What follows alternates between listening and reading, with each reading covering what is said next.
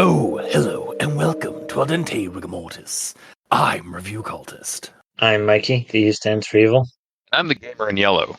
And we're here to discuss those internet stories and videos. Most creepy, most pasta, and tonight, most analog. For tonight, we have analog horror theater. And, oh no, the Dinoman, it's rising. The Dinoman rises. What's happening? Yes, we are covering some Jurassic Park analog horror tonight. Predominantly because I discovered that that's a subgenre of analog horror recently in like the last couple of months, and I'm like, yes, please. Yes. For those, for basically everybody who doesn't know, as a kid growing up, I was huge into dinosaurs and horror and shit.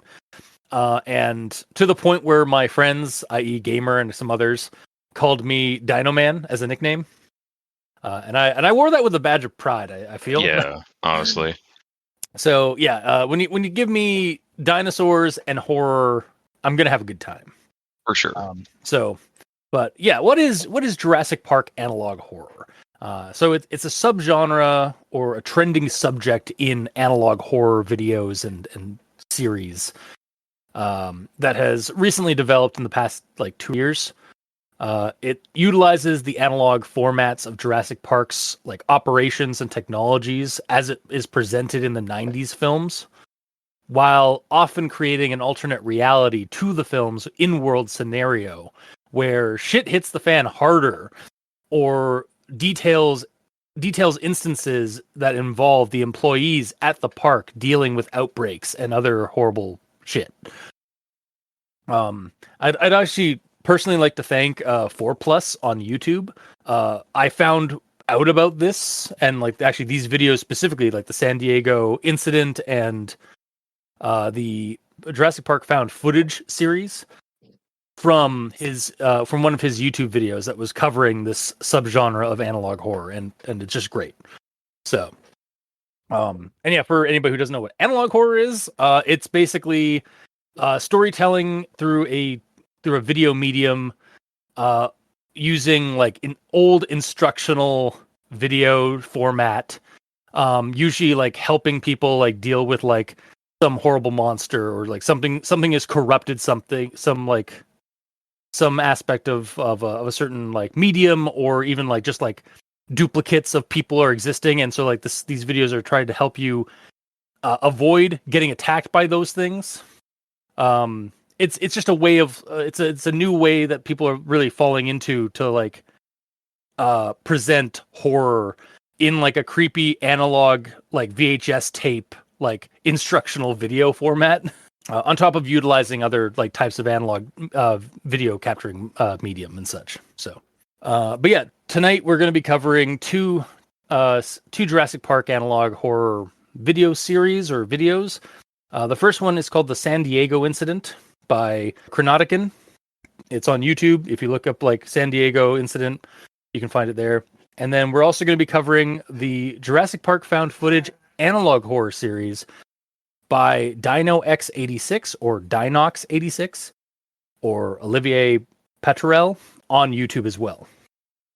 Specifically, there are 3 videos: found footage, Outpost B, found footage, containment operations, and short film aftermath.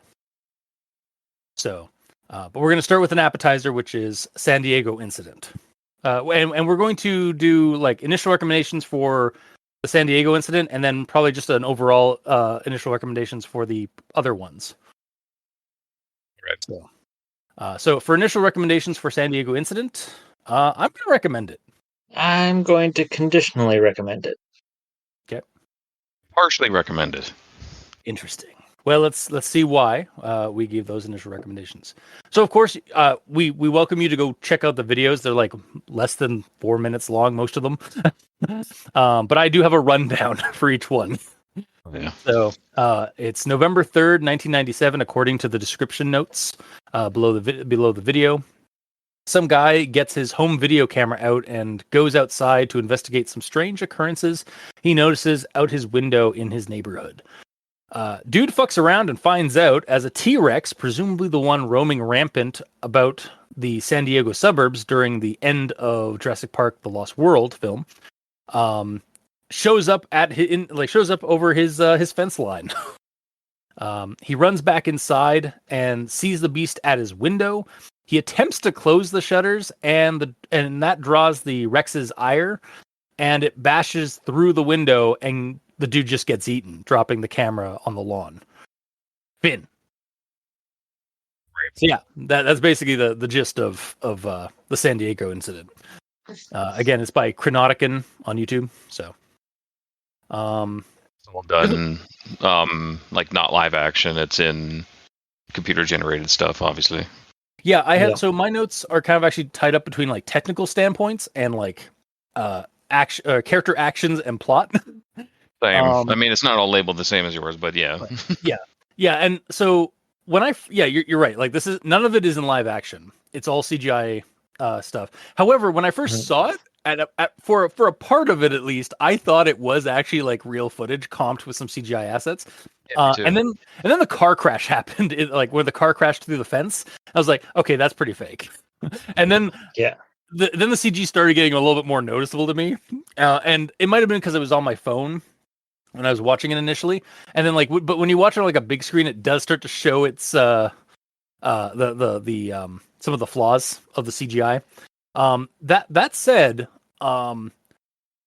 it's not half bad CGI even then. Like if you're watching on your phone or if, like through between the like the filters that it has, like the some like the grainy footage filters that they used, and like the lighting and stuff like that, it's easy to like kind of get into it that it's like that this is actually like some actual footage.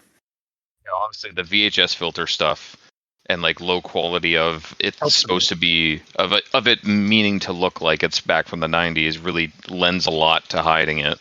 Yeah. The T-Rex model also is very close to the one in the films. Like not perfect, but it's damn close. And yeah, like the filters. Also his the camera guy's animation of like moving around, like walking around and like running, do also help with like kind of create like show that this guy's like it's like a person like with a camera walking around. Yeah, it's really well done. Yeah. Because like back in the day, if you were gonna do this, you would have to like basically like keyframe animate all of the camera move shit.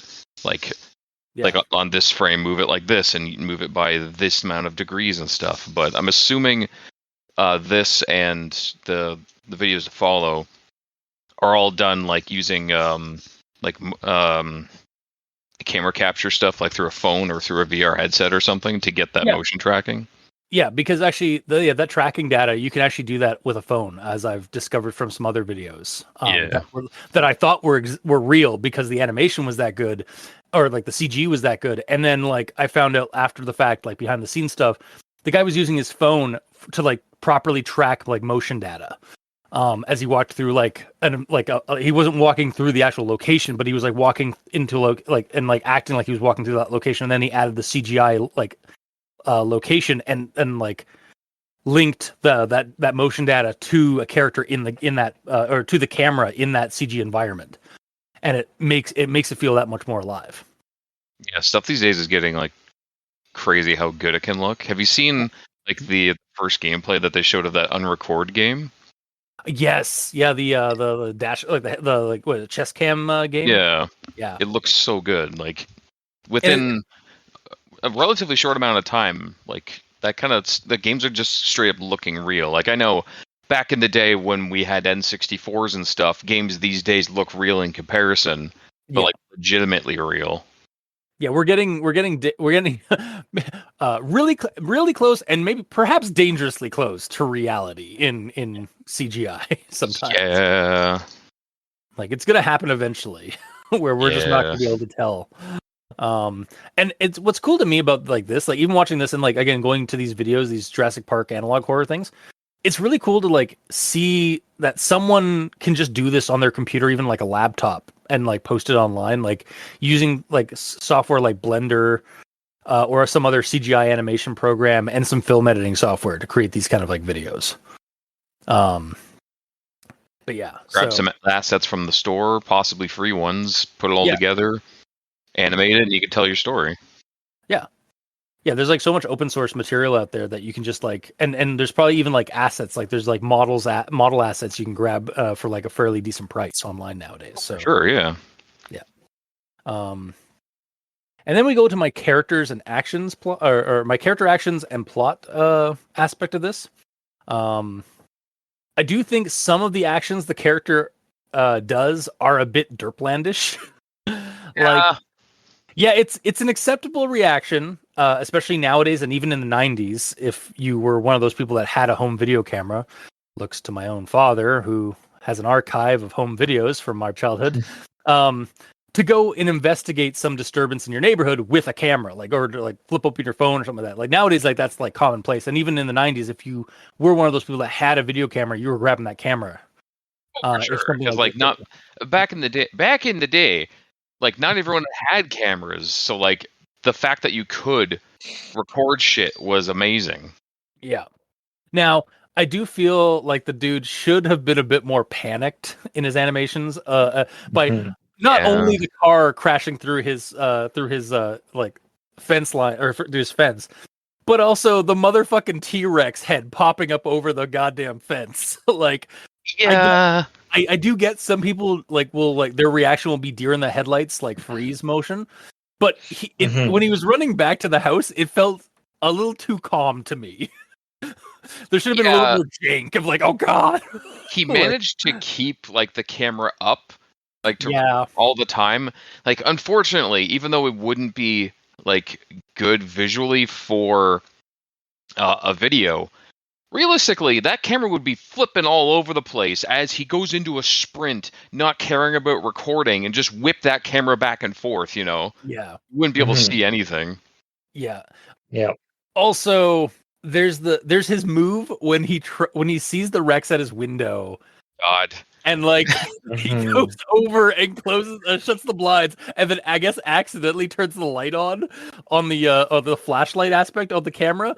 Like, no, dude, close that door, that bedroom door at best. Like, don't go anywhere near the outside walls of that house. Like, stay. Like, were it me, like. Best move, or like if I was in that situation, probably hide in the center of the house, or maybe even down in the basement, somewhere where you don't think like a large creature like that is going to be able to reach you. Don't go right next to a window. As soon as I saw him like look at it through the window, I saw him run forward. I'm like, what the hell are you doing? Like in his mind in that situation, he's like, I have the worst idea. Runs up to the window. Like, I don't know, man. It was pretty derplandish. And like, we know it's in San Diego, but apparently San Diego, San Dierplish or San Dierpland. I don't know. I mean, Ron Burgundy's there, so. Yeah, that's fair. Yeah, this is just also like in the Ron Burgundy universe. The Anchorman universe. Yeah. But yeah, it was weird. And like he shut the headlight, or he shut the blinds, but like he only like partially turned them. And as you said, whether he decided to or not, turned the light on after doing that, which brought more suspicion to him. Like, very questionable choices, but again, he is under duress at this point, so I don't know. To quote Alan Grant from like the first Jurassic Park, turn the light off. And then the fact that like when like I think there's even a scene where like the T-Rex like looks down into the window of the car, and like one of the characters just like pokes just waving it at him right into its eye. It's like way to piss off the T-Rex. Okay, those were kids though. Yeah, fair. I mean, Yeah. this guy kind of was probably also like a teen or something. Maybe, but I don't know, man. Yeah. Regardless, it was not a great move.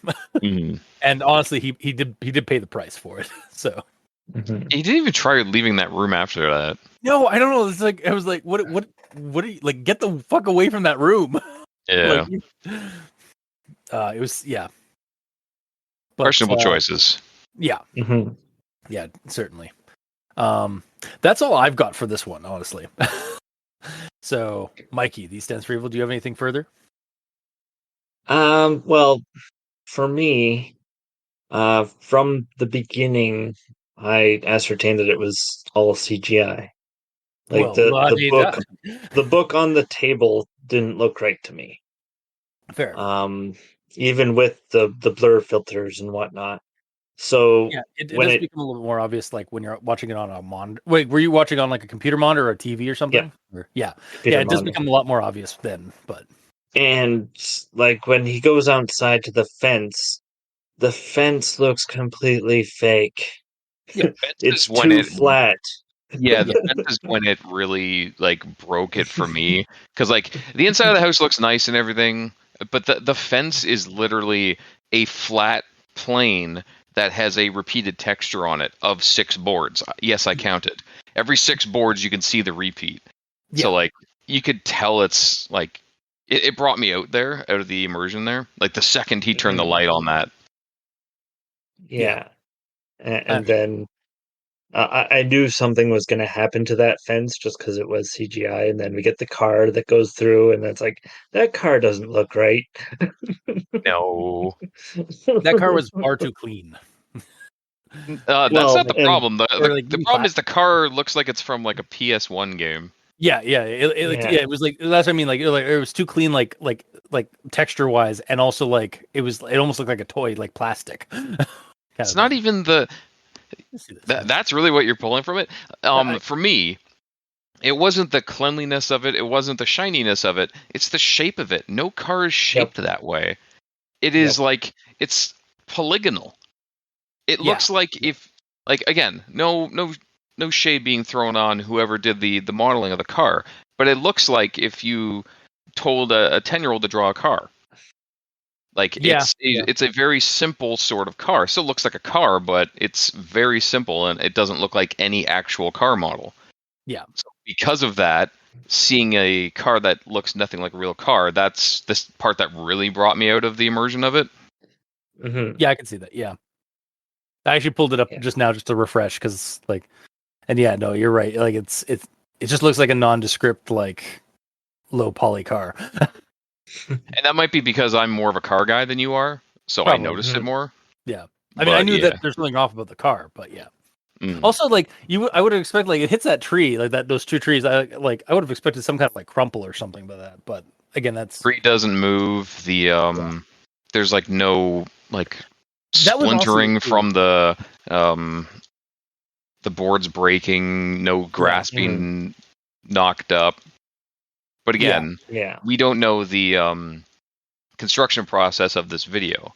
Odds are it's just a dude doing this by himself Oh, absolutely. and Yeah. using whatever he had. So, like, it's a hell of a lot better than I can do. I'll say that. Yeah. Again, like I don't want to like sound like we are like, oh, like No, of this course is not. not. Yeah, we're not like judging it from like, oh, this is not a like Hollywood movie like quality. Like I'm not at all. Yeah. Like we all understand that these are like amateur like videos that people are posting online for like, and that's how I'm judging it. Like it's just like Yes. it's cool the way it is as it is. Yeah, Hmm. there is some yeah, room for improvement though.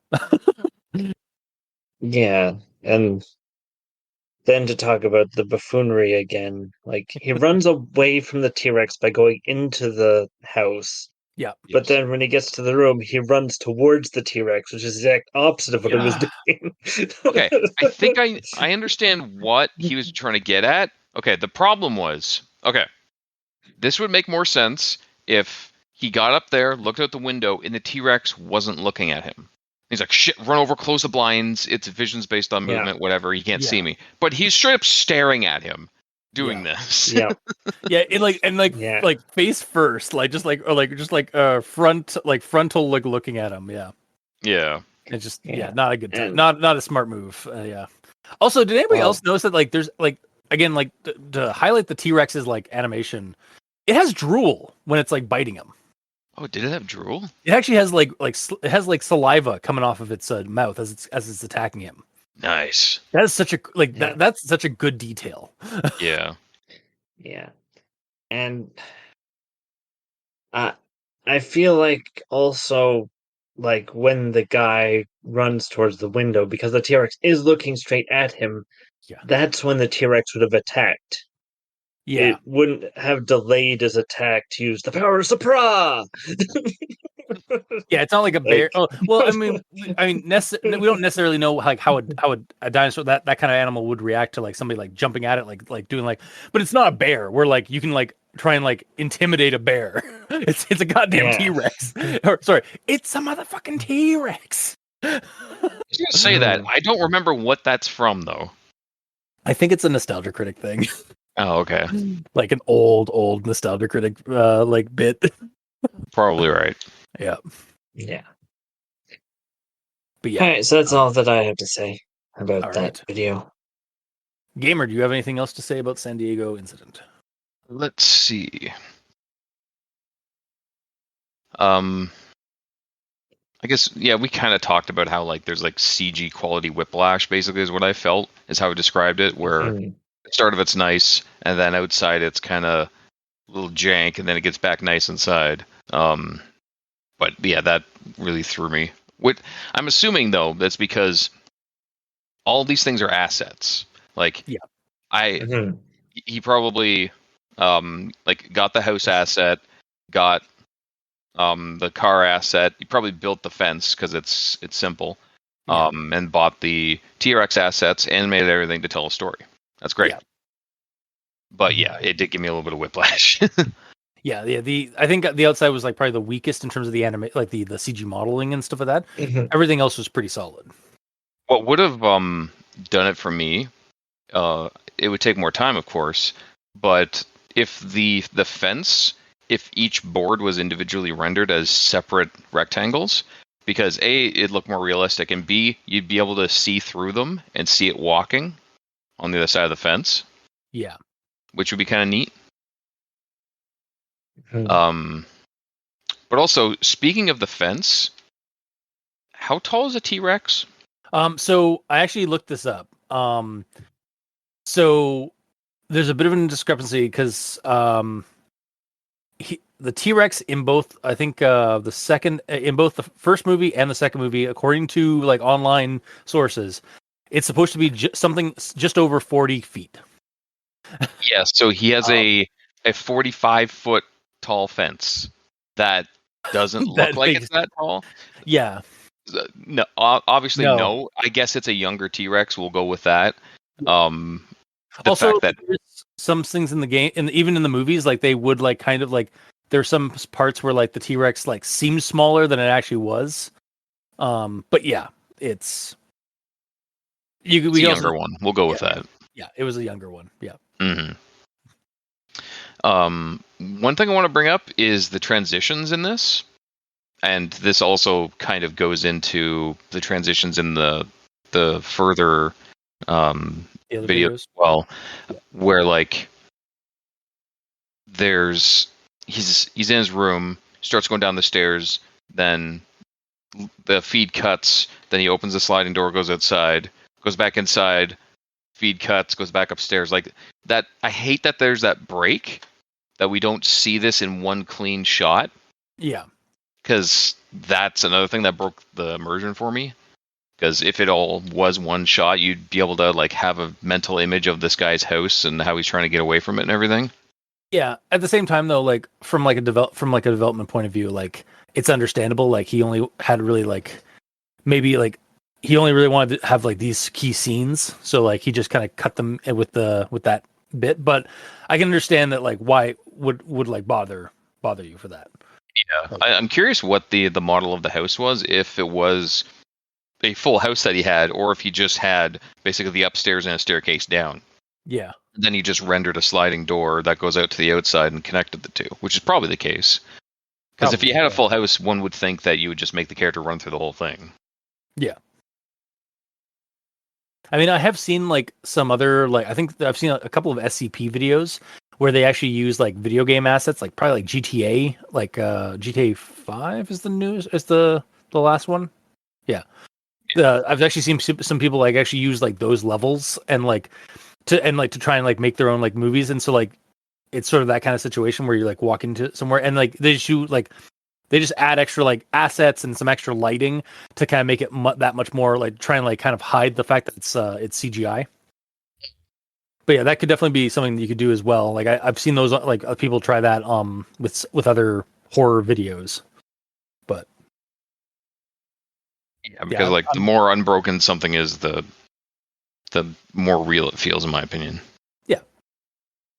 But this next note is basically all the good choices I saw throughout this.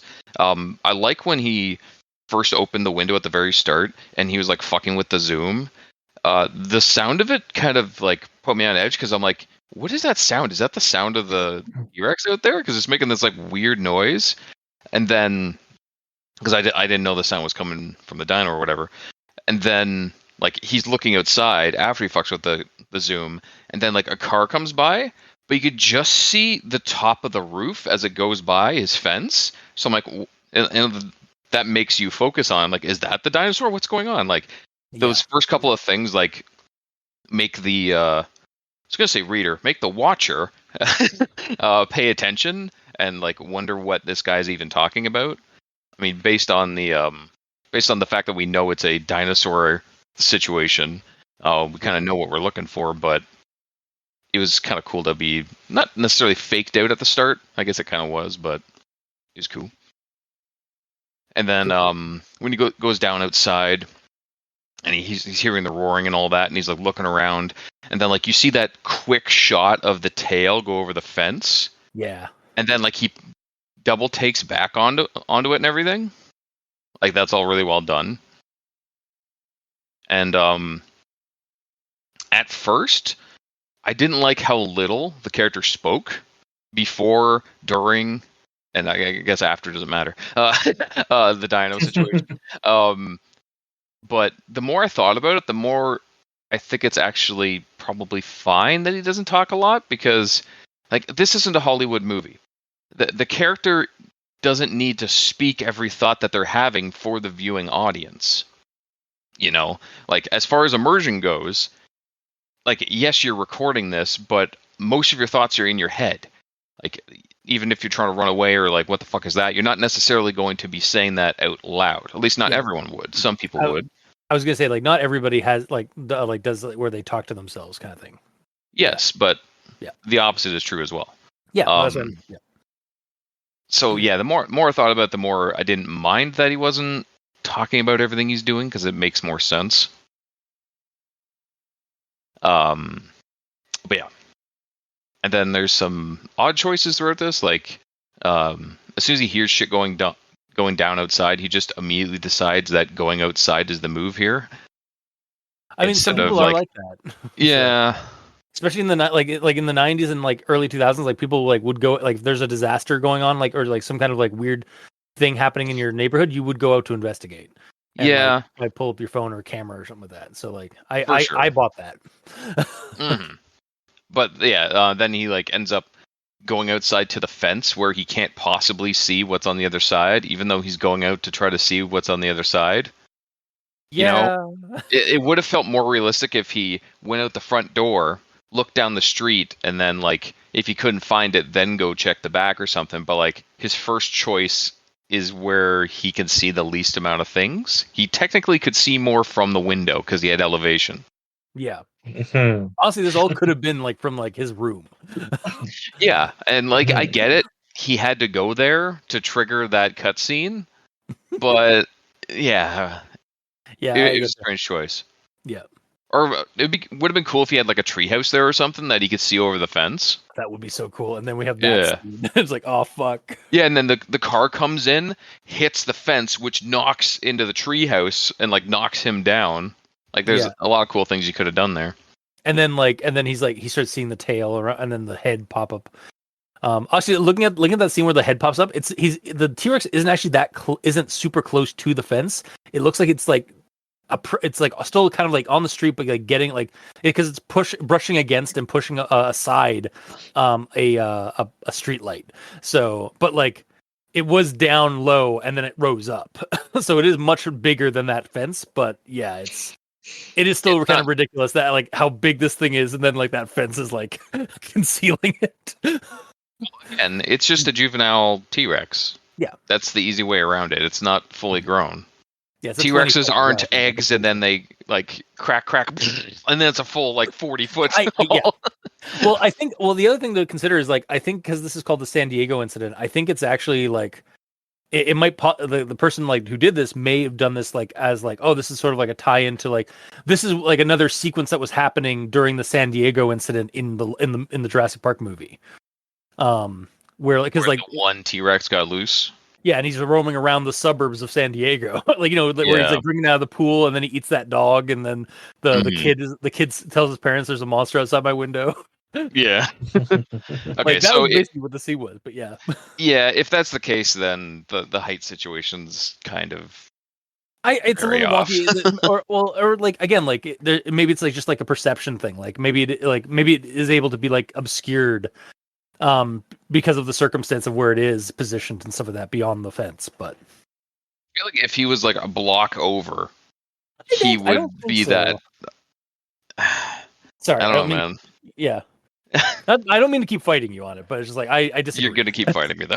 Yeah, I don't think you understand how tall 40 feet is. I also don't think you understand how it's positioned, because it looks like it bends or it like doesn't bend up, but it looks like it was down low and then it got up. So like I think it was already down low, so it was like it and because of like the perspective of where the guy is in conjunction with the fence. Yeah, I'm gonna stop talking because like we're just gonna go on forever about this. If it was walking past his fence, it would have had to have been like on its belly, like thrown across the street to possibly sneak down that low. Now I want to see a picture of a T-Rex just shimmying across a shimmy. Stealth mode activate. Yeah, that's why. Like, well, yeah, because it's trying to get underneath the power lines and such, because they hurt.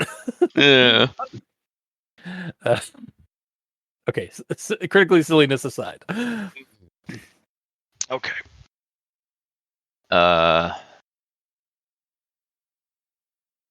And I talked about him running out of blinds, running in to close the blinds for questionable reasons.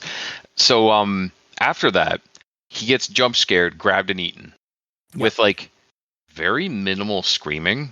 Honestly, I noticed that too. Yeah. Like maybe it's just the way the character screams. Like, but like, come on. Or maybe the speaker on the camera when it hit the ground like knocked out the speaker system, or like knocked out the recording, like the audio recording aspect of it. No, because there were noises after it. Yeah. Okay. So or again, like if he's gonna stop screaming, there should definitely be a crunch that like stops him from screaming by the T-Rex. Oh yeah, but even before he's grabbed, like the jump scare itself would be enough to make anyone jump and scream more than the character did in this. Oh yeah. Like as you said about the crunch, having like a really nice like wet crunch of the camera guy getting munched at the end would have been good, but like yeah, like the reason that there's probably not a lot of screams are because odds are this guy did the screams himself. Yeah. And he probably didn't want to worry his parents or neighbors with him screaming like he's being murdered by a T-Rex. So you know what? Fair. Yeah, it might have been a situation of his recording area and location of other people and all that. So I get it, but it's a shame that the jump scare at the end, which is really like what you're building to the whole time, felt kind of weak just because there wasn't that like jump scare fear and yelling and crying and blood and squishiness that probably would have happened in that. Yeah, it definitely could use a little bit more audio Foley work. Yeah. Kind of similar to like, again, like his reaction to the T-Rex in the first place is like, I'm just going to calmly run with the camera stabilized back to my house. Yeah, no one does that. I wish people would do that more. Yeah. Because like, there's a point where I don't care how much you want to document this shit, you're gonna go into fight or flight, and you're just gonna run and not think about keeping the camera up. And it's not a situation where it's pitch black and you have to use the night vision of the camera to see. Yeah. He could see perfectly fine around his surroundings, so he could just book it. Yep. But It is a that's good... it. Go ahead. Oh no, I was like, it is a good concept overall. It's just, yeah, there's definitely some tweaks that could be done, like for the For sure. the execution. Mm-hmm. But that's it for my notes. All right, on to final thoughts for San Diego incident. I'll be honest, when I saw this, it reminded me how much I love the San Diego scenes in The Lost World, and reminded me how I want to see more of that. Like, I would love to see more dinosaurs stalking through a modern city or suburb. Like, that's a vibe for me. Yeah. Like this kind of video was like perfect for me because it was like I love that kind of scenario where like, yep, dinosaurs are roaming around our neighborhoods. It's got a few parts that could be tweaked and worked on, obviously. But otherwise, I would definitely recommend this. Like, it's short and sweet, and I could definitely see like showing somebody this video. Sure. Yeah. So yeah, I'm gonna recommend it still. Mikey, D stands for evil. Well, for me, the CGI, when it's noticeable, and it took me out of it. But the thing is, like the model for the T-Rex is so detailed, yet when you compare to everything else, they didn't get the detailed models for the car or the fence or whatever to make it look more realistic. Like when the most realistic thing is the dinosaur, it's I don't know. It doesn't mesh well. No, I agree with the outdoor stuff. I do think actually the like it looking out the window, like looking through the window, is like I think it meshes well Yeah. with the indoor scenes and some of that. But Well, yeah, the indoor scenes when like there's we don't get all the detail and everything has one asset. yeah, And it looks like they put more detail into that room, which is probably why they returned to it later mm-hmm. because they didn't actually build any other room to go into. Yeah. But again, Um, it almost sounds like you're viewing this as in this dude. He may have, I don't know, but it almost sounds like you're viewing this like the person, the creator of this, had a blank slate and literally created everything from scratch. And well, maybe they did, but perhaps they like also Probably got isn't the case because of what I brought up before with like the CGI whiplash, basically. Because some of the stuff is really, really nicely rendered, and some of it is very simply rendered. Everything would be consistent if he did everything from scratch. So odds are he just bought separate models for different things and put it all together. Yeah. Yeah, probably. Now as we've stated, the character is a buffoon and goes toward the window. Also People make zooms questionable. in. Also, as the T-Rex head pops up, he zooms in and then out at the T-Rex to get that nice cinematic shot, but then fucking get the fuck out of there. Yeah. Yeah, like I get like there Yeah. it's silly, but it's also like kind of fun. But yeah, it's also dirtlandish as fuck. People can do questionable things when they're terrified. Yeah. Yeah. So as it stands, my conditional recommendation is if you like T-Rexes, go ahead and give this a watch. I mean, it's only about a couple minutes long. Chalks up at about 3 minutes 14 seconds. So So that sounds Yeah. like you're recommending this to everyone who breathes air. Am I right? Uh, Who doesn't like a T-Rex? It's a motherfucking Oh, T-Rex. there's people out there, like, There's creationists. there's people who love raptors. Yeah. They're wrong, but no. Yeah. Yeah. So Then gamer, I guess you're up. So for me, I said partial before, and that's just because of the things that we brought up that were questionable in this. Like, character made some questionable choices, but those are possibly forgivable because, as I said, people make questionable decisions when they're worried for their life. But there are a lot of things that can be done. A lot of, like, quote unquote simple things. I say simple with quote unquotes because it always seems easier to tell someone how to do something different, and it seems easy. Like, it's someone else's job always seems easier than you doing it yourself. Yeah. Remember the right term for that, but regardless, with a higher fidelity, like, back fence and car that would tie it into together. If the whole house was rendered, so you see him run through the whole house, stuff like that would be better. There's just, like, quote unquote small things that can really push us over the edge to make it, like, really, really good. Yeah. Right now, the story of it's nice and the beats of it and all that, but I also think lighting outside might also go a long way as well, because you can do a lot by hiding things with lighting. Like, you look at the Teenage Mutant Ninja Turtles, like the first movie, they hid a lot of the flaws of those costumes because of the lighting, because of, like, the darker scenes. Yeah, it hides the seams in the characters or in the costumes and such. But yeah, no amount of light or lack of light can hide that. Grand Theft Auto 4 car. Actually, it's probably Grand Theft Auto cars look nicer than that. But yeah, yeah, that model probably should be, like, altered or, like, improved. But yeah, yeah.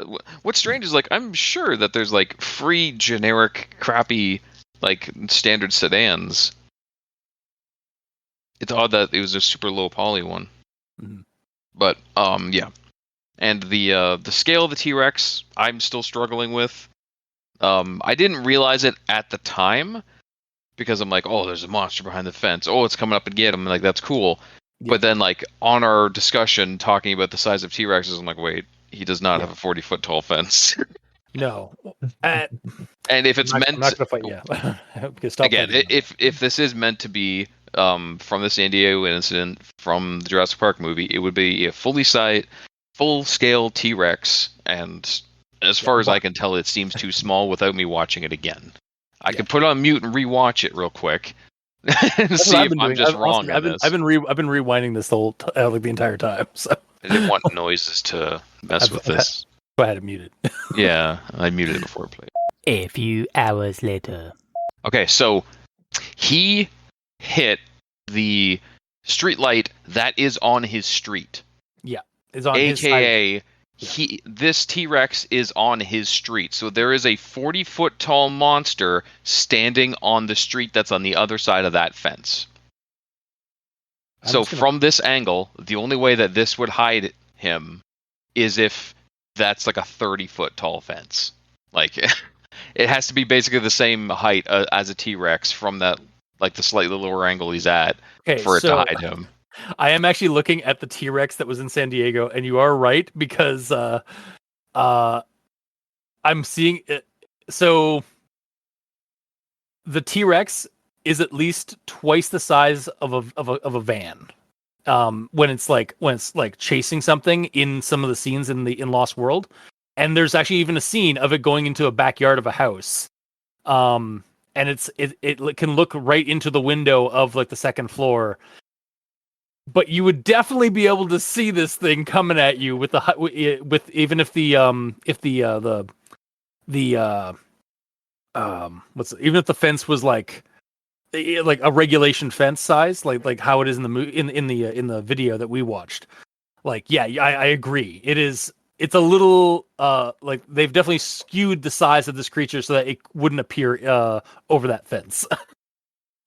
Here's the thing: when he's standing there after the initial roar, Yeah. it looks fine. Yeah. The problem is like him hiding, being hid behind the fence somehow. That's Unless he actually came from the left side, like behind the tree, so you couldn't see him. But unfortunately, then, his tail does kind of like swivel, like, is on the other side. Yeah, it is on the right. So like, I'm agree with you. Like, I think like it should have maybe like they should have tweaked it so that the T-Rex is on the other side, like so it's obscured by a tree. But yeah, because like I'm looking at like the actual T-Rex from the movie where it is in conjunction in the suburbs, and it is like if that's the same sized creatures, that's supposed to be like if this video is kind of a tie into that, then yeah, that's a small dino in the one that we watched. Yeah. Yeah, it's a very stealthy T-Rex. It's shimmying over shimmying behind fences. But no, like here, let me send you a quick screenshot. No, hang on. Like around the 2-minute mark, 1:59 exactly. It looks like he's big there. Yeah, and actually that's fine. Yeah, because he could just go like he could barrel over that like at his knee or even like at his like waist area. Mm-hmm. So yeah, that's again, it's almost like the T-Rex should be like on the other side because like the distance and perception perspective is a little off to try and hide it behind that fence compared to its size. That being too much more pedantic because I forgot that this is my fatal thoughts we're talking about here, and we opened up an old wound. Yeah. I'm just gonna go with the fact that he just went stealth mode, shimmied down the street, and then heard a noise and popped up. That's fine. We'll go with that. Somebody please show me a video like a CGI model of a T-Rex shimmying. I may have to do that myself. Yeah. Shimmy. Yeah. So again, partial recommendation. I still liked what was being shown. There was just some stuff that could be tweaked one way or another that I would personally prefer it more. But it was still a good watch, especially how short it is. The grains are used good to hide most of the CG-ness, and it's good overall. Yeah.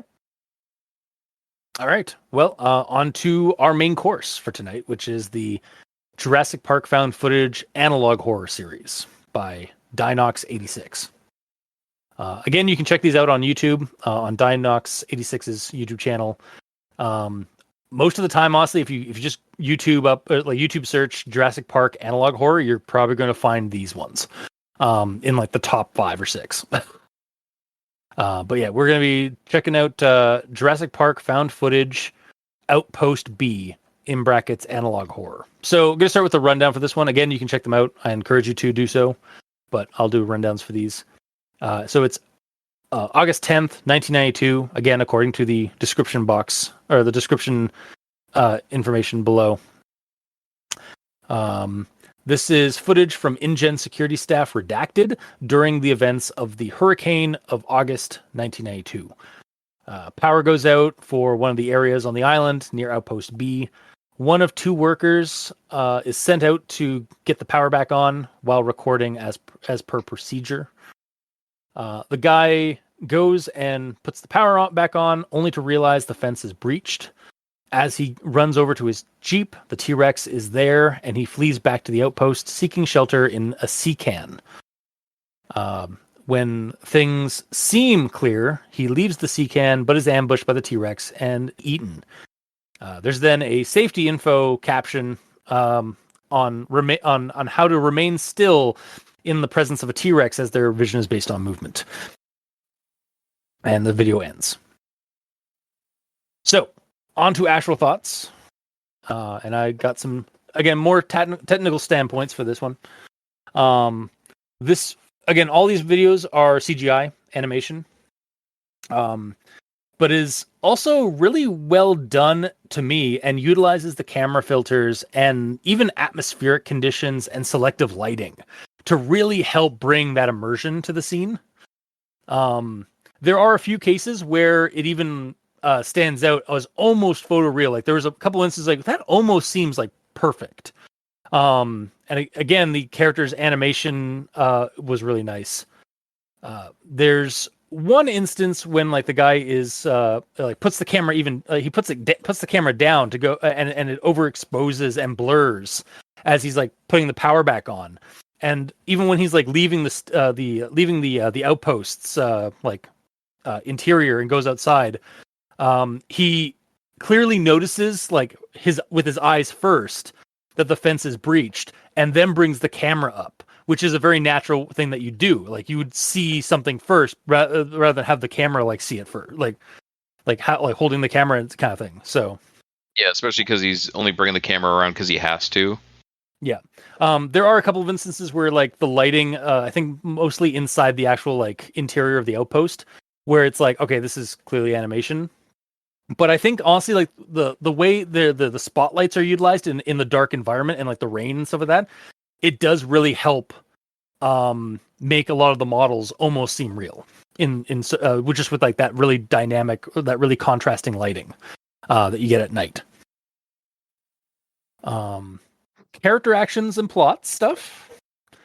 I feel like there could have been more info captions like slipped in regarding the procedure to record on site situations, like maybe for like have there be like an info bit at the beginning, like around where they're questioning like why do we have to bring a camera around? Oh, it's per procedure. Like then like slip in a video there, just kind of to show like for legal reasons, they have these cameras. They have to take these cameras around in case something happens. That's like high amounts of editing for like VHS shit, though. Just for like documentation from InGen. Yeah, I mean, even if that's the case, like maybe have that at the beginning, like when they're introducing, like, oh, this footage is from like InGen or is for InGen's property and stuff like that. Like maybe even have like an extra bit in there that explains that like that's why they have these recordings is for like legal reasons. They basically say that through dialogue. They do say it in dialogue. Honestly, I kind of, but like the way they do it in dialogue, to me, it felt like they were just hand waving it. Like, oh yeah, it's for a procedure. Like just like we need a reason to have this found footage. Like it's sort of a thing where like I feel like in this case because they're like use the analog horror aspect where like you have these like captions or these info captions, to actually like give that as the reason rather than have like a character say it in the video. Yeah, But I see what you're saying, because like the more like info captions, the more it's actually like analog horror compared to it being solely a found footage video, which are analog horror and found footage are different. Yeah. Also, we're kind of complaining about this creature, about the creature in the previous one being like its height and incongruity and stuff like that. So, in this one, that we do get a caption at the very end of the video that shows us the size of the T-Rex in conjunction with a person. It's like 18 to 20 feet, basically. I think it's like 18 feet. So we actually have we now know exactly what this creature's size is. Was it feet or meters? Oh shit! Hang on, no. Feet. Okay, it's in feet. Okay, good. Up to 18 feet tall. Is that all they are? Well, so this is 2 years because of what we learned from like the next couple of videos. We know that this one is set like 2 years before the events of Jurassic Park. So it's very possible that this T-Rex, this is Roxy, the T-Rex from Jurassic Park. And in movie canon, she's supposed to be 40 feet tall in the movie, but she's about 20 feet tall in this video. So it kind of makes sense because like again, like you were saying with the other one, like, oh, it's probably like a young version. So yeah. Okay, hang on. Uh-oh. Going back to the fence. Oh no. Apparently, okay. I looked how tall are T-Rexes. And it says, how the Google question is how tall was the tallest T-Rex?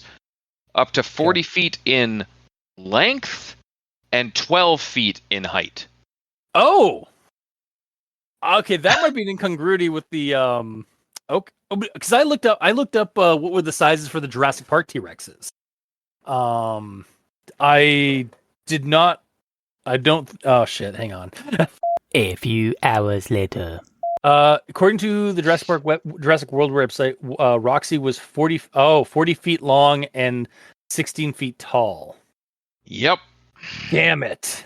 God damn it! Oh no! Wait, hang on. The T-Rex in the original Jurassic Park film was 40 feet long and 20 feet tall. So that actually I mean, it's up to 18 feet tall. Like that's what the T-Rex is. So actually, that's not too far off. 20 feet tall. It's not as much of a glaring issue with the fence, but it's still a little weird that he's like shimmying along the ground. Yeah. Okay. Let's get away from that. That's not even the same video anymore. We're done with that. We've cleared that. We've cleared that air. You say that, but I'm doing research on T-Rexes now, and I found this on the T-Rex's Wikipedia page. Okay. Is this? Oh my God! It's a picture of a T-Rex going prone. They can shimmy. Mike. Yeah, they shimmy. They do shimmy. It's like they move in of Tyrannosaurus rising from the ground based on fossil tracks described in 2021. Oh my God, that's awesome! So they do shimmy. The T-Rex can shimmy. I don't know if that's him shimmying or if that's just how he stands up from sleeping. They can but still, there's nothing saying that the T-Rex can't shimmy. Yeah. All right. That's adorable. Back to the video at hand. Oh, okay. And the character's actions at hand. Right. So, back to what I was saying here. So I'm done with the I just feel like there should have been some more like analog horror, like again, info captions. But moving on to my next thing here. So, did the T-Rex already escape while the power was out? The guy was walking toward that fence and like on his way to the power station. I feel like he should have looked over that way, like to the fence, like to where the fence was, while he was walking to the stairs. Especially since it is in clear view of the outpost when he left the station. Like, were I that employee, and in a place where dinosaurs are and like the power's out and I had to go manually like put it back on after an outage, you better believe I'd be checking the fence line for breaches as I'm like walking from my Jeep to the outpost. Yes. Yeah. But and if it was fine prior, like while he was like before he like when he was inside the building and turning the power on, that is one hell of a stealthy shimmying fucking T-Rex. See, the shimmies come back. Yeah, I brought back. Yeah. He put a suppressor on his attacks. Yeah, because like usually like the T-Rex is like the T-Rex in Jurassic Park kind of have something that precedes them. The But regardless, yeah. In regards to him not checking the fence on the way over, when he first found out he had to go check this, to like flip the power, he said, "Oh, again?" As in, this has happened multiple times. Okay. Recently. This isn't the first power outage that's ever happened. Because if that was the case, yes, he should be a hell of a lot more paranoid. But it's just like, it's a Tuesday. Fuck, the power went out. All right. Yeah. I mean, he does even, and you know, he does, I'm actually watching the video right now, and he does actually even like pan over, but like, even with the flashlight, he can't see the fence line. Yeah. So like he might just be like, all right, I don't see anything. I can't really see anything, but I'll just get up there and see if I can get to the outpost, or like turn the power back on. And actually, in that situation, his most important thing would be turn the power back on and then check for brakes rather. Yeah, and again, like also like the staff members would probably know that like the dinosaurs. No, like it is kind of. I think it was even in the original movies that they mentioned like the dinosaurs know to stay away from the fences. Like they've tested them. And like know that they're already so like they made like that's why like the staff members have to get to the power switch like in short order to basically like put the power back on just so like in case like the T-Rexes get curious. Well, and that asks another question. Why did he park so far away? Right.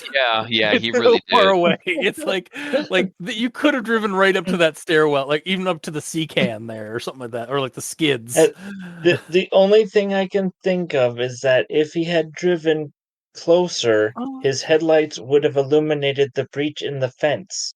Or maybe they do that just so like because again like they know the power's off, so maybe he parked far enough away so that he wouldn't draw attention to that area of the fence. Again, pique the T-Rex's interest. Like maybe he was like making sure like he did that so that he wouldn't like kind of what you were saying, Mikey, but like but more on like the front of like just not alerting the animals that there's something situation here. So like to make the best situation possible. But the problem is he didn't park far enough away then because his lights of his Jeep still are pretty bright, and they reach the fence. That is true. Well, no, the fence. It wasn't the lights that picked up saw the fence. It was his own flashlight that looked down at the spotlights on the. It was the spotlights Yeah, around the but- facility. Yeah. I'm saying the light from his Jeep would still be visible from the fence where he parked. So it Maybe. still would attract the T-Rex. Maybe. So I don't know. Let's be real. He parked far away for dramatic for purposes. the drama. Yeah, for the dramatic purpose. Yeah, exactly.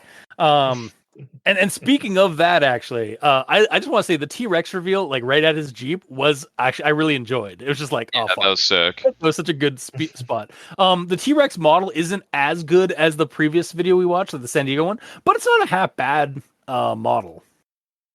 Mhm. And also I liked when he was entrapped in the sea can. That was nice and tense. And like I knew it was coming, and yet I still jolted when the T-Rex came at him at the end, like after he like went to check that the coast was clear. However, I do feel like this shot could have been made done a bit differently, with having him maybe a little bit deeper in the sea can, or even behind some freight that's in the sea can or something like that. Hanging out really close to the entrance. Yeah, well, yeah, he was really close to it, and the T-Rex's head, as it's like looking in, like that T-Rex could easily poke his head in and like get him at the distance he was at. So like, I'd definitely be interesting to have like a scene where like the T-Rex tries to get at him and he's hiding behind some like skids or something at the very back of the sea can. Because he's like the T-Rex his can't head get in there, and then his head gets stuck in there, like when a cat sticks his head in a box that's too small. Yes. He's like lifting it up. Oh, and then there's the character dying, like basically like because that'd be even more horrible. It's like he thinks he's fine, and then the T-Rex starts raising the sea can, like because it's that strong. Like that would be a really He's cool. having to like hold on to shit that's in there to like not fall into the freaking mouth of this thing. Yeah, exactly. But yeah, that there was definitely like I liked the sea can scene where he's like hiding in there, but I definitely felt like the T-Rex could have definitely gotten his head inside that sea can. Yeah, and just chose to like ambush him outside, like trick him. he's like a cat at this point. He's like playing with his prey. Yeah. But yeah, that's what I've got for my actual thoughts and some of that for Outpost B. So, Mikey, you may continue.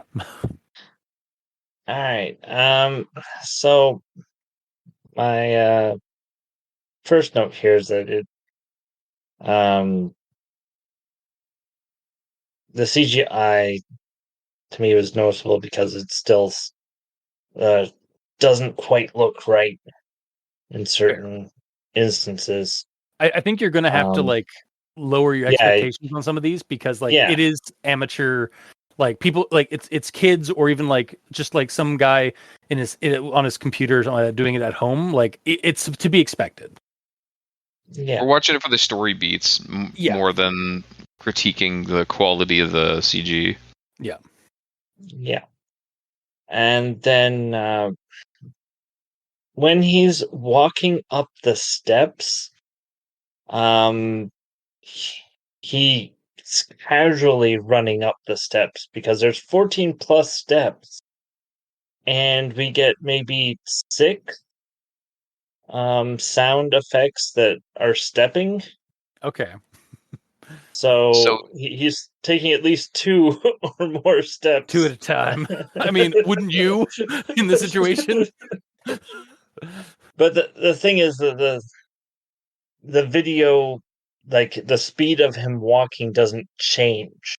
No, you're right. Yeah. It is really the issue because once you hit steps, it takes longer to go forward than what we get. Yeah. So there was that. And then just one more simple thing that I have here. So when he notices that the fence is destroyed, there's no footprints leading out. Shit, you're right. Yeah, I'm actually looking at that right now. It's raining. the There the should be Earth puddles. is soft. Why is there Yeah. no footprints? Yeah, there definitely Since should they be. made it known that this thing can make footprints because you see a footprint from it later. Yeah, Yeah, we get one later, yeah. but that's just one. And it's just like, to me, if I saw that as like, oh, there's no footprints because it's raining and whatnot, it's safe to go to the Jeep. Yeah, if you'd suddenly seen like all the like footprints, it was like, ah, poop. Yeah. So that was my last note on this video. All right, fair enough. Gamer. Okay. Back to dino shimmying. Let's see. No, What? no more of that. I was bringing up dino shimmying again, but we're not going to do that again. My first note is literally just the CRT is really good for hiding the graphics on this, but I said that previously in the previous one, so it's the same thing. This first one was basically just like they were really chill about the power outage, which is what you were bringing up earlier, Cultist, but like, again, like if it's a common occurrence, then there just haven't been any containment breaches with the power outages as of yet. Yeah. Like maybe because like they didn't like clue into the fact that when the lights go out, so do the fences, but this is the one time that they did.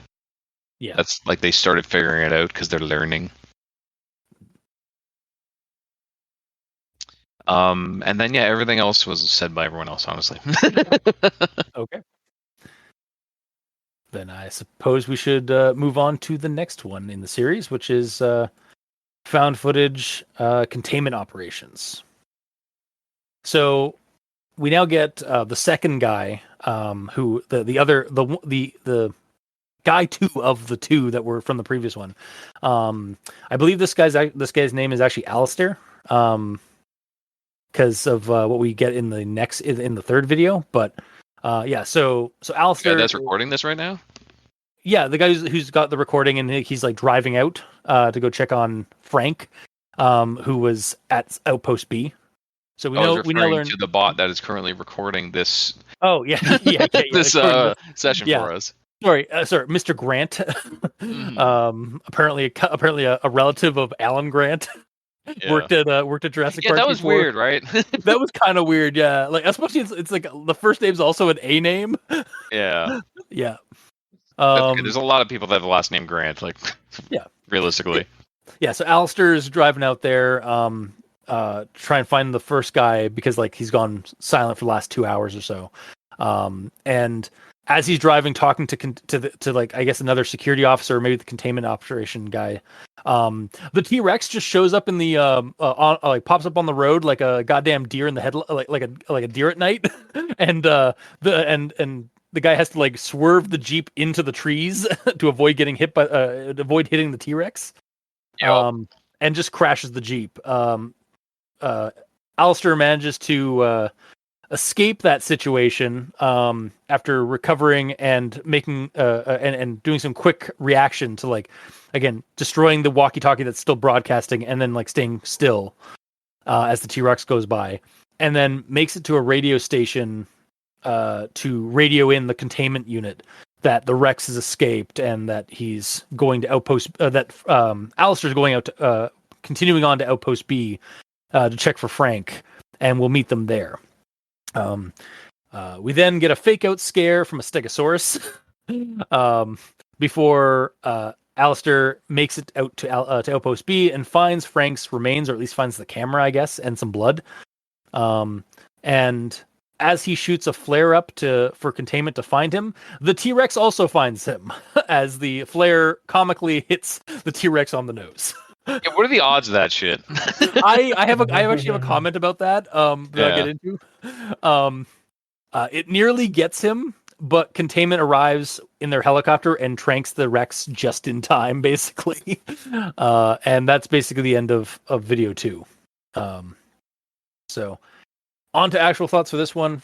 Technical standpoint, this one feels, to me, it feels far less realistic compared to the previous one, mostly due to the lighting. The lighting in this one is just brighter, and so it's showing a lot more of the flaws of CGI. Compared to the other one, which like because it was so dark and like it had like very stark lighting in certain spots, it made it feel more like it to me it felt more real. Like because like there were spots where it actually could feel like well done. Odd. I had the complete opposite. Okay. Well, I Reaction. just felt like honestly like it should have been darker and like a little bit, the lighting should have been more like stark. Especially inside the radio station, like it was just like the lighting made it like was so glaringly like a CGI environment. But That's what happens when you turn the lights on. yeah.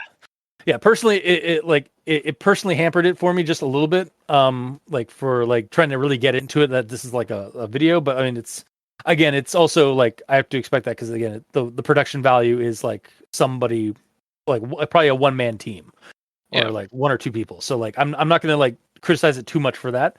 The T-Rex animation also could be a bit better. Specifically as it was like turning away from the car. And when it falls over from being tranked, it felt a little like static, or like a little too artificial. Like I feel like the animation could have been done a little bit better. I did like the use of what looks like a real hand coming up on screen as the guy's about to get eaten. Yeah. That was really good. That was a nice touch. I liked that. Also, the earliest scene of day, which appears to be like a guy grabbing like the previous night camera. Wasn't too bad, honestly. Even like the lighting in that one, like it was I think it was a combination of like selective perspective and like having like enough like certain like daylighting that like made it kind of work for me. It didn't linger on too much of anything to like show all the flaws of the CGI. So but yeah, I think unfortunately, like because of like how light the nighttime shots were in this one, it just kind of made it feel like reminded me that it was CGI versus like the previous one. Like I could almost get into the mindset that it was possibly real footage. That's just a personal like opinion on that. The character actions and plot. The T-Rex popping up on the road and crashing the guy's car or crashing the guy's Jeep was cool. Definitely reminiscent of night driving and the dangers of animals hopping on the road, and just upped the ante with that because fuck, it's a T-Rex. The guy plays it pretty smart again and stays motionless when after destroying the active walkie-talkie. That again, the character's being pretty smart about that kind of stuff. I did like the fake out scare of the Stegosaurus. Like you see the tail through one of the windows, and he's like thinking the worst, and then it's just the Stegosaurus just pops in. You know what I thought that was going to be? A raptor? Yeah. Yeah, honestly, that's when I first saw this. I remember like I was like, oh shit, he's got to deal with raptors now. He's fucked. Yeah.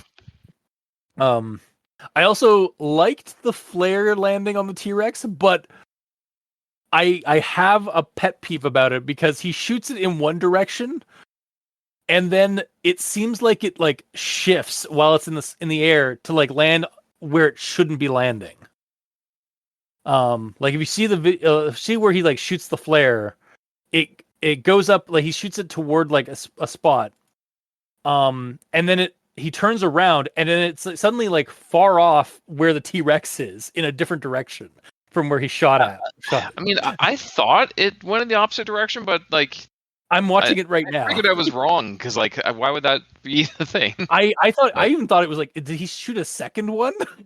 Because like yeah, he swivels after shooting it, and then suddenly it's like landing somewhere. It's suddenly it's moved. It's changed its trajectory.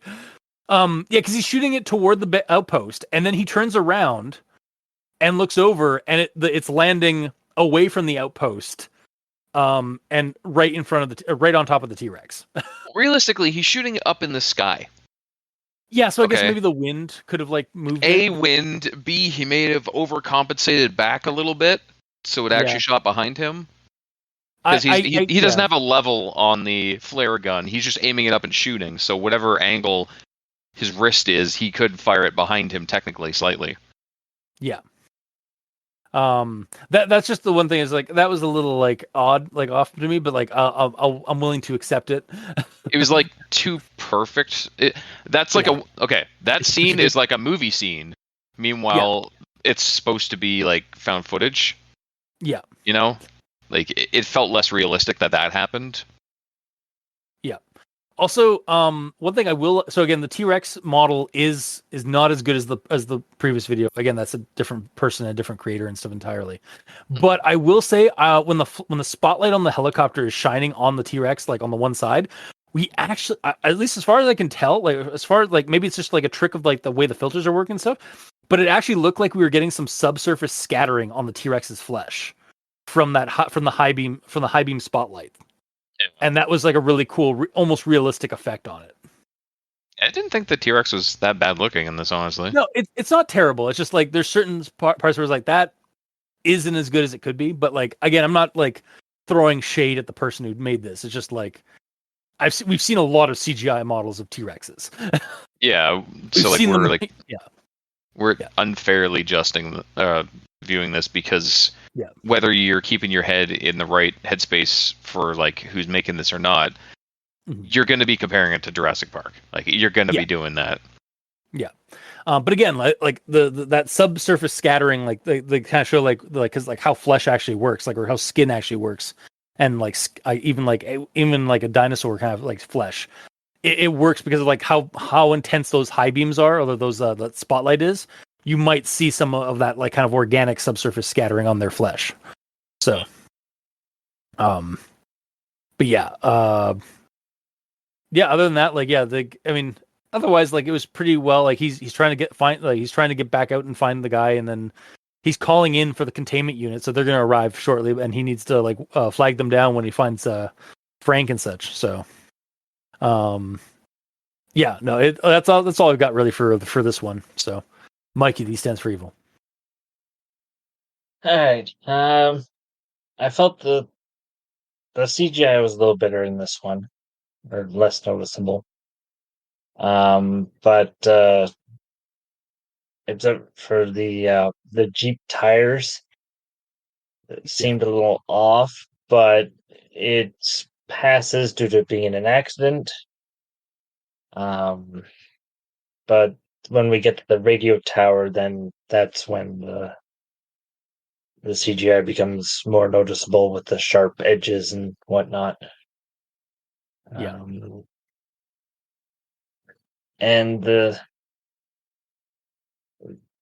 other note I have here is why didn't the T-Rex go after him after the Jeep was in the accident?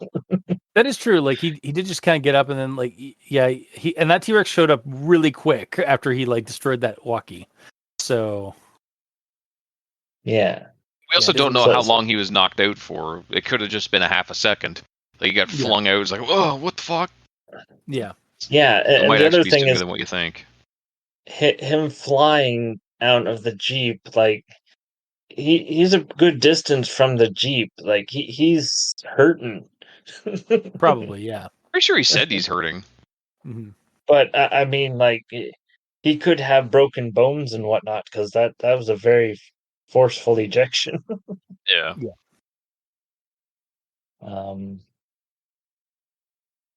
So that's my main notes for this one.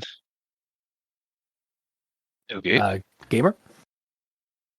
So my first one is like right around when he gets knocked out of the Jeep and all that, and he picks the camera back up.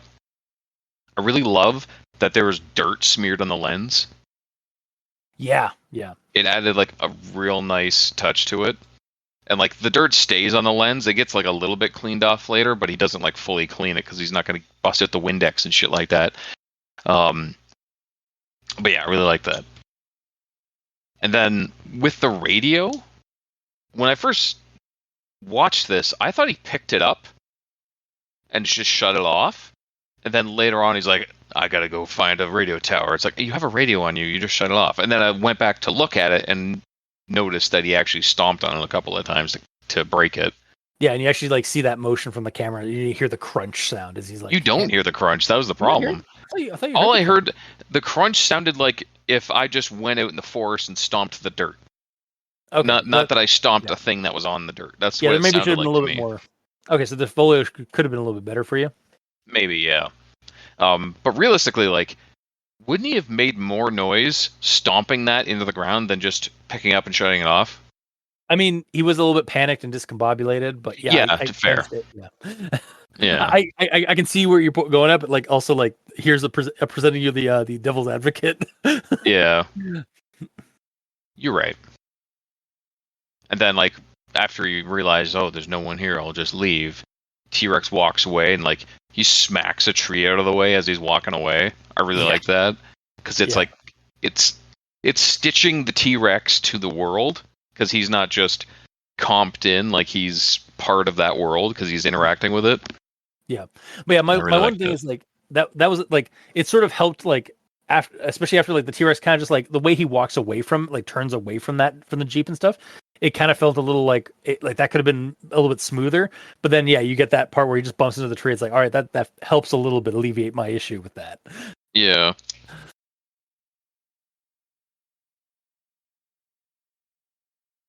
And then so the previous story, I said that I liked that the character didn't talk much. This guy talks way too much. That being said, in this, I like that this character talks a lot. Okay. It's different because previously, the other one, it's just a guy in his house being like, "Look at this weird shit. I'm recording it," but most of the thoughts are still in his head. In this one, he is bringing this camera along because he has to, because the brass tells him that he has to. His bosses. True. Okay, so he is documenting this and has to tell the camera what he's doing. Yeah, he's doing it for what is it? For posterity. Yeah, like 100%. Yeah, I didn't hate the voice acting in this one. Like it wasn't terrible. I don't like it wasn't terrible, but like I feel like it could have been. It did feel a little stale in some spots, but otherwise it wasn't bad. Nobody screams enough. Is the thing. No, everyone's too goddamn. Everyone's like. Everyone's hardened to dinosaurs. Yeah. Well, again, they are also like staff working at a dinosaur zoo, basically. So like, that's yeah. And like this guy specifically like knew like stay still, don't move. Like this he dude followed knows the shit. instructions. Yeah, he's a Grant. Yeah, he's a Grant. Yeah, exactly. That's why he survived. Yeah, 100%.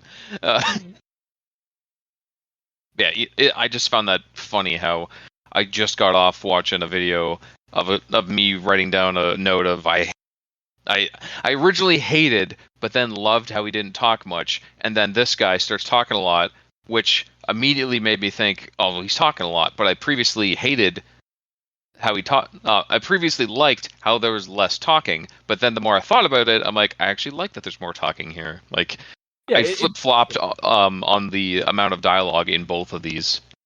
Well, I think it just really it's a circumstantial like situation thing where like it depends on how you utilize like dialogue in a video, like in the storytelling. Mm-hmm, for sure. And again, like you pointed out, like that makes perfect sense why he's he's basically like saying everything out loud for the cameras, so that like because it's all supposed to be recorded. Mm-hmm. And then this one, there's constant cuts in the video of him going from point A to point B. As with the previous one, the very first entry, not of this series, but the first thing we talked about, the San Diego incident, I'll call it by name. I would have liked to see a full recreation of that with no cuts. That being said, I'm okay with the cuts in this for two reasons. One, it would probably be an hour of him just walking around and sneaking, like avoiding detection from dinosaurs, which, granted, would raise a lot of tension watching a long-ass video of this guy just trying to survive from point A to point B. But, like, the main point is, this is reference footage from InGen. Yeah. So, like, they're only going to show what they want to show or what they need to show. So I'm sure that him getting from the Jeep to, where was the next cut? Was it Jeep immediately to the radio station, I think. Yeah, that walk, that probably took him 5-10 minutes, but he's probably just walking. So they cut that out because that doesn't need to be here for posterity. Because if you are watching this video as an InGen employee, seeing what happened during this event, you just need to see what actually happens. Also, and him walking for 10 minutes isn't anything happening. It's just wasting your time. Yeah. I also feel like, as somebody who does also like record, like again, I've been record video and stuff of that. He might have also just turned off the camera while he was moving, like while he was traveling from point A to point B because nothing was happening, and then he turned it back on when he was approaching his destination. Like that might have been something he just did, just like for brevity of the camera of like the footage. Maybe, or to save battery. Yeah. But the downside of doing that is, if shit happens immediately, then you have to turn on the camera and start capturing of what's happening. Like him driving, if he had the camera off, we wouldn't have known that he got knocked out of the car by a T-Rex. We only would have gotten that information after the T-Rex left and he picked up the camera. Yeah. We would have seen none of that. Yeah, so they might have, again, this might be like a post-production thing from InGen where they like cut the stuff that like, okay, they've seen the footage, they know that like a half an hour's gone by and nothing's really happening, so let's just cut it from like cut that B-roll basically out. Yeah, pretty much, yeah. Yeah, and even like because he even puts the camera down when he's in the radio station as I'm watching it right now, and just puts it onto the screen so it like looks out the window. Honestly, the entire time I was expecting to see something come by that window. You've watched too many Slender vlogs. Slender vlogs, and also like again like Jurassic Park or like horror movies in general like do that. Like they put the camera like next to a window as they go to talk somewhere else, and then it's like something's gonna go by that window that we as an audience will see, and the character doesn't see, and we're like, no, they're Yeah, I was with you there, but no, that did not happen unless it was just so small we didn't notice. Yeah. So previously we had a shot from the previous entry of the footprint of the T-Rex, like when he was out there about to murder him and all that. And in this one, when he gets back there, I love that the footprint is still there, and also now it's filled with water. Yeah, because it was raining. Yeah. Yeah, but before it was just an empty footprint because it was fresh. Yeah. But now there's actual water in it, and I believe the water was actually like moving around in regards to the movement of the T-Rex. Yeah, when you nearby. When you start hearing the footprints, like the footsteps, you could see it sloshing. Yeah, so it was very akin to the glass of water situation from the movies. Yeah. Which was nice. That being said, like you brought up before, there should be more footprints, especially since like the T-Rex came back to kill the guy there, and it's like completely fresh with one. Yeah, there's footprint. Just the one. Yeah. He's just hopping on one leg, and he could jump really far.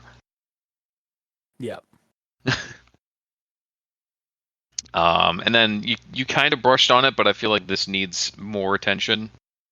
I was going to interrupt you when you were talking about it, but I wanted to talk more. So, because like the previous one, I barely got to say anything. But yeah, the T-Rex getting tranked at the end, and then like he collapsed to the ground.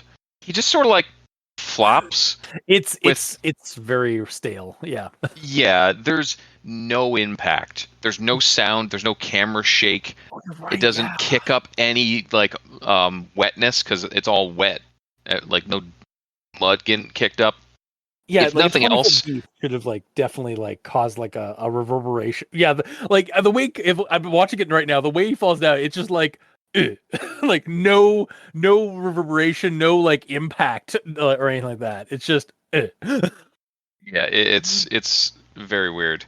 Yeah, it's like if you had a puppet of a T-Rex and you just let it fall to the ground. Yeah. Not an actual T-Rex that weighs God knows how much. Yeah. So yeah, a camera shake and the sound effect would, if nothing else, would help that a lot. Like a considerable camera shake, especially because the camera is sitting on the ground right now. It is feeling everything. Yes. Yeah, he's and how close he is to it when it falls. Like there definitely been like a. Yeah. Hell, make some mud land on the screen again. Yeah. Yeah, it's not damp earth and stuff like that. Yeah. Yeah. But yeah, that would really solidify this more. And I'm bringing this up specifically because this is like the big shot of this whole thing is like taking out the T-Rex. Good, it's over. But it's like the least realistic shot in the whole thing because of his like gentle flop to the ground. Yeah. Like there's so much detail done in the rest of the video. Like a little bit more work to to attention to detail for that would have made that made that ending like that much more impactful. But Nice.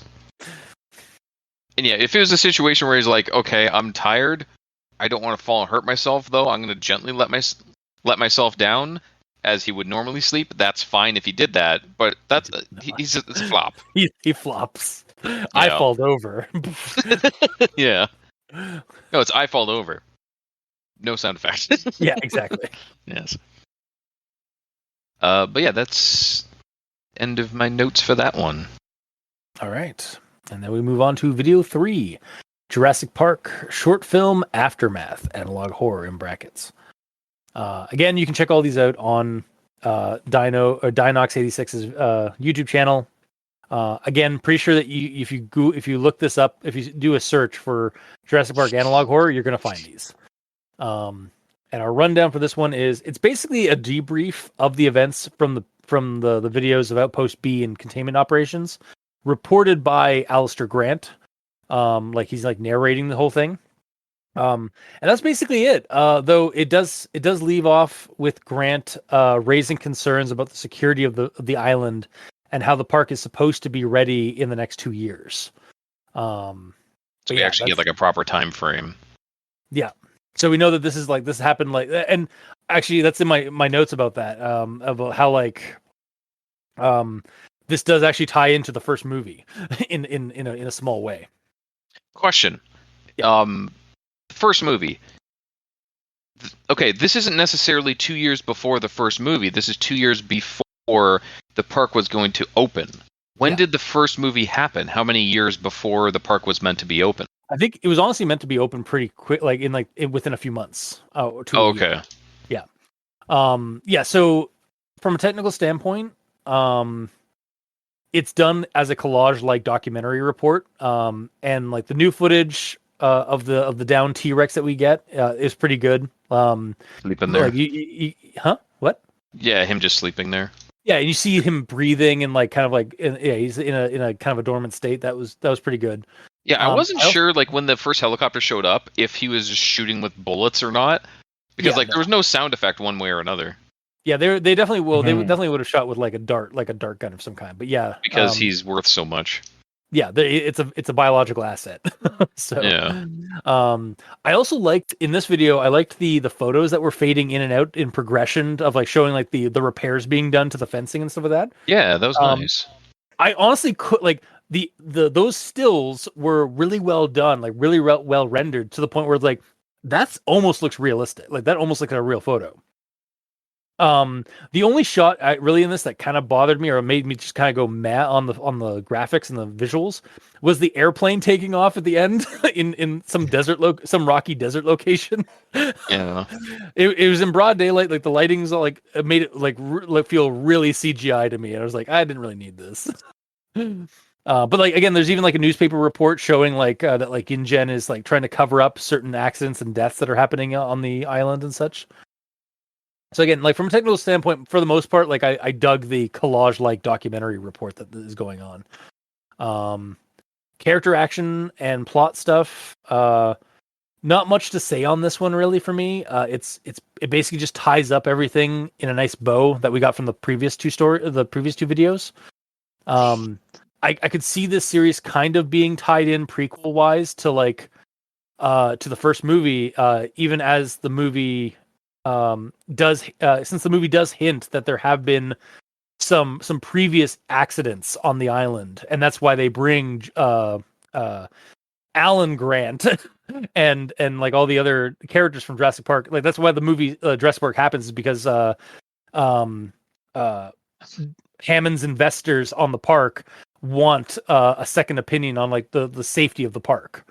because there's like even like because aside from the raptor attack at the beginning of the movie of the official movie, the main movie, there are like there's some hints that there's been some other accidents on the park or other incidences. So, which is really good fodder for making your own videos about. Exactly, yeah.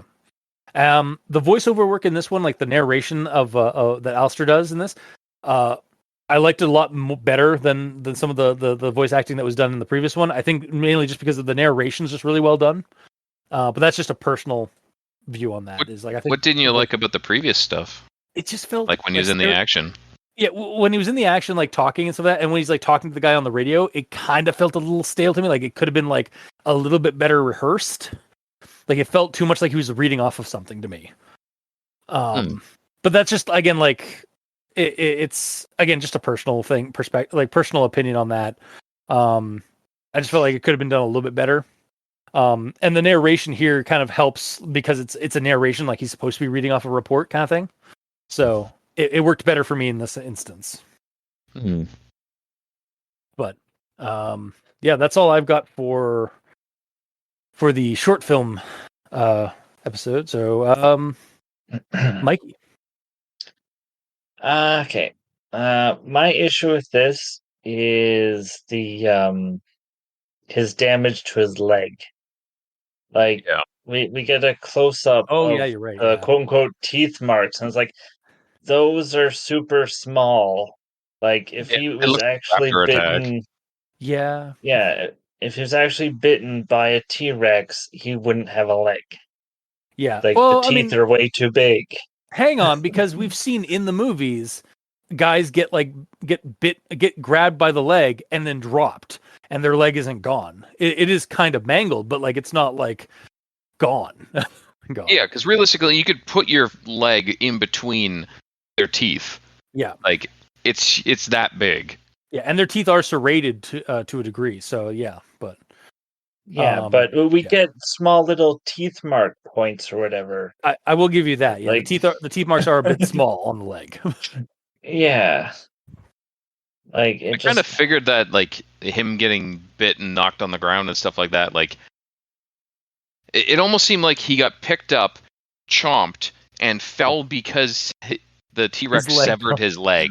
Yeah, that could have been. Maybe that should have been what happened. Is like they've I lost a leg as a result of that or something. But yeah, because otherwise he picked him up, started chomping him, and then I guess he got tranked, so it stopped him from continually chomping. So we just let him go. Yeah. Yeah, it's like a lot more visceral if it's just like chomp than thud. Ow. My leg. Yeah. My leg. Charles, my leg. He's sitting on the ground like fucking Peter Griffin being like, Yeah.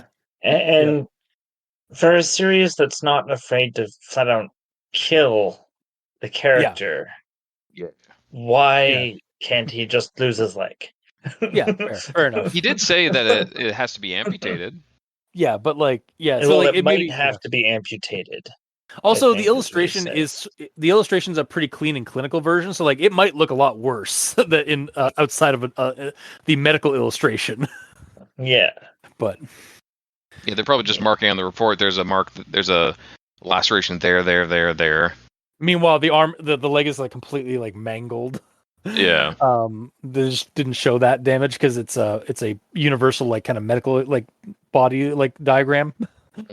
But yes, to your point, Mikey, they've previously just straight up killed characters, so it doesn't seem far-fetched for him to just lose his leg from the actual attack itself. Mm-hmm. And it would like raise the whole danger of that whole attack as well. Yeah. Yeah. Oh, plus like he could get chomped. And then, like, he drops the camera, he falls, and then, like, you can see, like, the stub of his leg in the edge of the camera. Yeah. And just, like... Yeah. Yeah. Then he grabs the camera and does that, no, with the hand. Yeah. Or even, like, to keep it less complicated, like, you could just see, like, a little bit of his shoe off the side of his... off the side of the camera, but you hear him say like, "Oh fuck, my leg! Where's my leg?" Oh god, yeah, yeah, yeah. So that's my main thought for this one. Okay. Gamer. Yeah, so not really much else to chime in on that I haven't already chimed. It is weird that something like this could have happened, and like they didn't really implement too much to like stop this from happening again. Like he straight up says like InGen doesn't give a shit. Like I bring it up to management, but they're not going to do anything. But it's weird that they don't want to do anything. Again, that's corporate shit. Like that happens all Yeah, the time. That's that's corporate maliciousness. horror.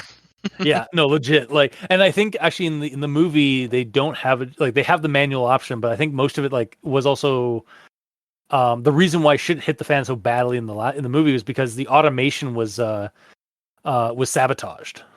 Like Oh the yeah, automated didn't like Newman fucked them all over. Yeah, yeah, Newman fucked them all up, right? Newman. Yeah, Yeah, Nedry. Newman, Put a Nedry virus. Newman. He put a virus in the computer or something like that to basically like so the power would go out from its automatic systems. So Yeah. Okay. So you know that's why what? it forced them to use the backup like manual option at the halfway through the movie. Yeah. So like because of this event, they installed that backup system. Yeah. So yeah. Okay, that's cool. Yeah. Yeah. I'm cool with that now. No notes. I didn't recall. Yeah, I didn't recall like what their backup options were in the movie specifically. Yeah.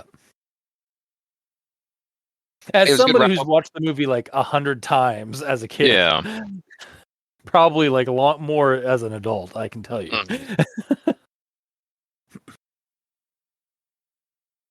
Yeah, that's about it for notes. All right. Well, on to final thoughts for the entire 3-video series of the found footage movies by DINOX86. I would definitely recommend this series to people. Especially for me personally, I'd definitely be showing people the first video, Outpost B. I think personally, to me, it's the strongest one visually and conceptually. But as a whole, they complement each other and themselves, like to telling a full story. Like each one it progresses the story until like the end, where we get kind of like a conclusive like little like final report situation. So you say end. There's more, right? well, so that's it for this video, or for this video series, it seems.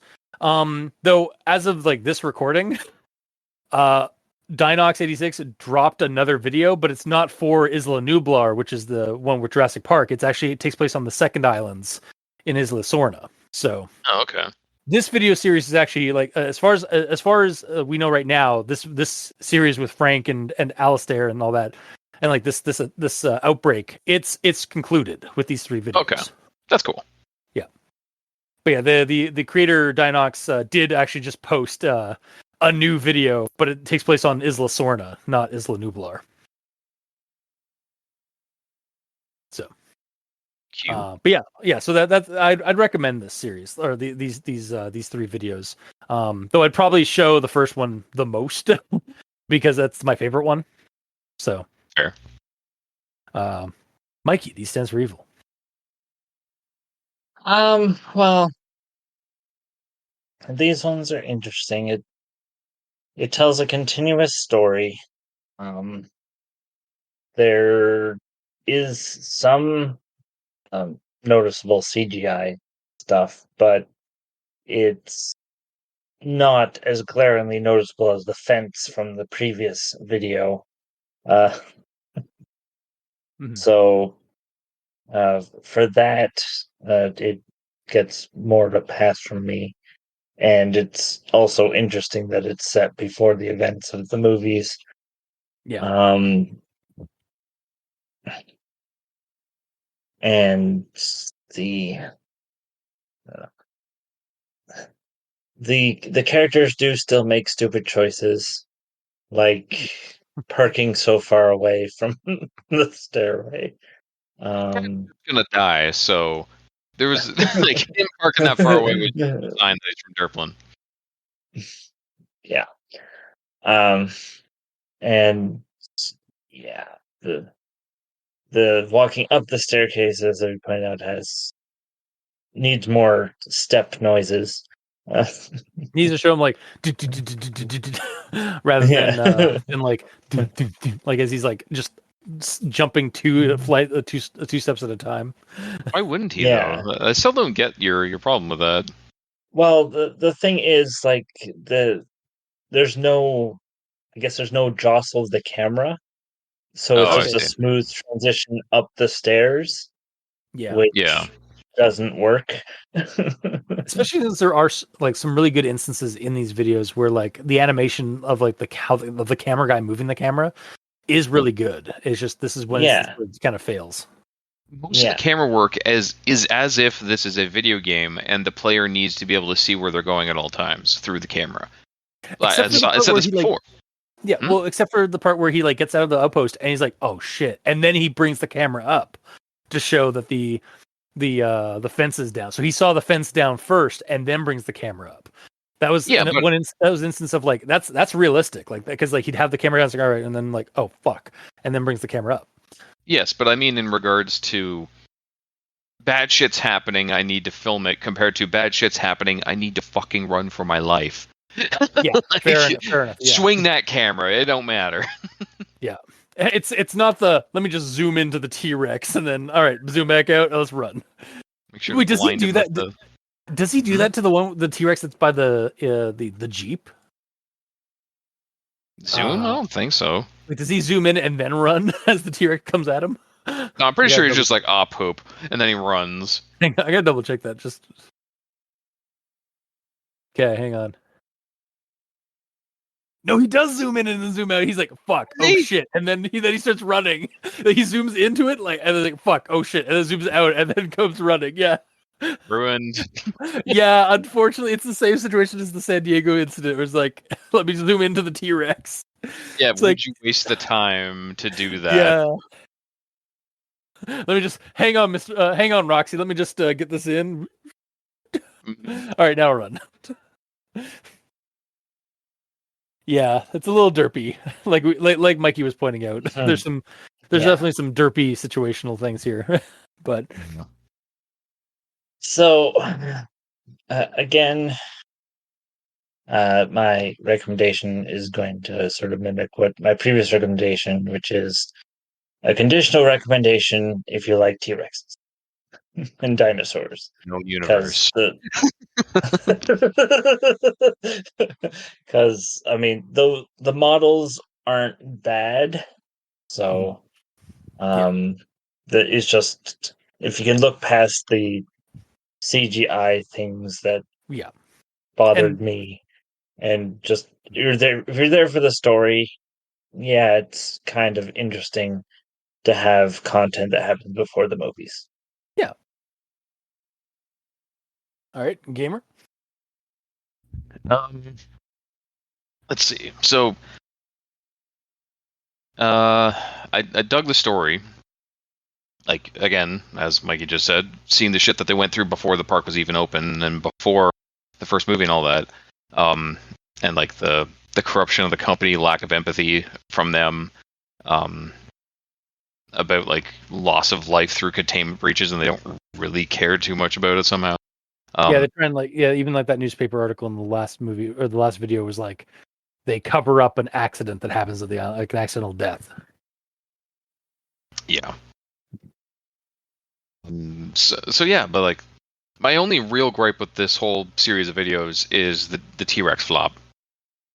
Yeah, Like it was too silly, especially for like the banger part of the series. You know, it's what you're working towards, and it's the one thing that bugged me the most. yeah, no, that's fair. Yeah, but everything else was really well done. I like the VHS like startups on all the videos. Narration was good. Like the characters, yeah. Again, there could be more screaming and more like sound effect stuff, but overall good. I liked it. But yeah, that'll do it for tonight. If you like what you heard, or if you didn't, leave us a comment in the comment section below, or this gets posted. We're all on Twitter, kind of. Sure, we are. Mikey's at the Stands for Evil. The Gamer in Yellow has an account. Yep. And I'm at Review Cultist. I'm also on Blue Sky as Review Cultist, so you can send me messages there. You can also send us emails at aldenterigamortis@gmail.com. That's ALDENTERIGAMORTIS@gmail.com, where you can also leave us suggestions for other creepypastas, SCPs, Jurassic Park analog horror, or other analog horror. You creep it, we'll peep it. Yeah. And if you'd like to help support our show financially, you can go to Patreon, select the package you'd like to support us at. We have special episodes, early access, extra content there. To our listeners, to all our patrons that help support the show, thanks you immensely. You're helping keep those hosting bills at bay. And as always, we very much appreciate that. And to our listeners and the authors of these stories, or I guess the creators of these videos on YouTube, thank you immensely, because without your listenership, it's like screaming into the void. And without these cool animations and videos that you post on YouTube for people to get spooked at and watch, we really wouldn't have much of a show because we didn't have nothing to talk about. So, thank you. Until next time, I have been your host, Review Cultist. I'm Mikey. D stands for evil. I'm the gamer in yellow. And this has been Al Dente Rigamortis. Sleep well.